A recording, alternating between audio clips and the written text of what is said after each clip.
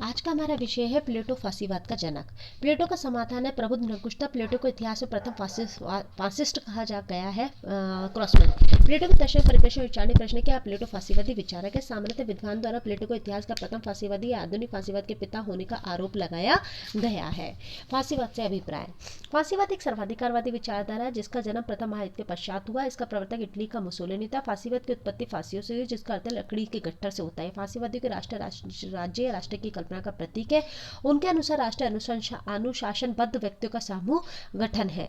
फांसीवादी के लिए राष्ट्र एक दैविक नैतिक पवित्र संस्था व्यक्ति और समाज को सर्वोत्तम विकसित रूप से राष्ट्र के स्वतंत्र व्यक्ति का ना तो कोई अस्तित्व न उद्देश्य है न अधिकार है। व्यक्ति संपूर्ण रूप से राष्ट्र में निर्वंचित है, आत्मरूपित है। सर्वाधिकारी राष्ट्र सर्वशक्तिशाली सर्वोच्च अधिनायक द्वारा प्रशासित होता है।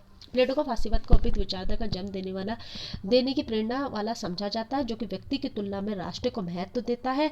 युद्ध और साम्राज्यवादी विचारधारा इसी आधार पर उसे फांसीवाद का अग्रदूत कहते हैं। प्लेटो की विचारधारा में अनेक तत्व मिलते हैं जो उसे फांसीवादी विचार कहने के आधार बनाया जा सकता है। प्लेटो और फांसीवाद में समानता।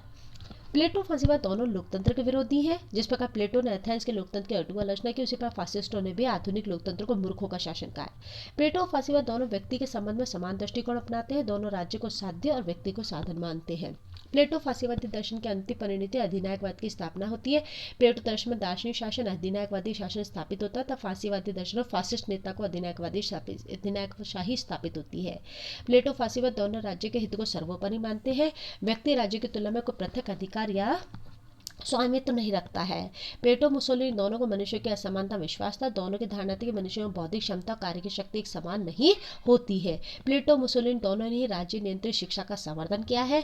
दोनों का दृष्टिकोण संकुचित है क्योंकि जहाँ प्लेटो नगर राज्य को मानव विकास का चरम बिंदु मानता है, फांसीवाद राष्ट्रीय राज्य को सभ्यता का सर्वोच्च सोपान कहता है। दोनों ने व्यक्ति के कर्तव्यों पर जोर दिया है, उन्हें अधिकारों पर नहीं दिया है। प्लेटो और फांसीवाद में अंतर। जहाँ प्लेटो और फांसीवाद में समानता देखने को मिलती है वहीं पर कुछ ऐसे बिंदु भी है जिनके आधार पर ये समझा जा सकता है कि प्लेटो और फांसीवाद में अंतर भी है। प्लेटो का समस्त चिंतन बुद्धि तर्क पर आधारित है लेकिन फांसीवाद इसके नितांत एक बुद्धि विरोधी धारणा है। प्लेटो समस्त राजनीतिक चिंतन में आदर्शवादिता को सर्वोच्च प्रतिनिधि है। इसके विपरीत फांसीवाद घोर यथार्थवादी दर्शन है।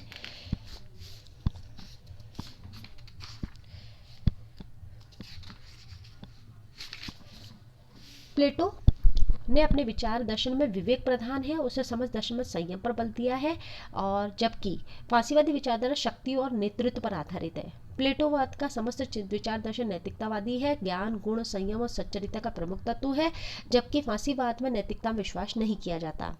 प्लेटो के साम्यवाद यद्यपि आज के साम्यवाद से बहुत भिन्न है लेकिन किसी न किसी रूप में साम्यवाद में विश्वास करता है क्योंकि उसके द्वारा संरक्षण वर्ग के लिए संपत्ति का निषेध करता है, लेकिन फांसीवाद साम्यवाद का सबसे प्रबल विरोधी है।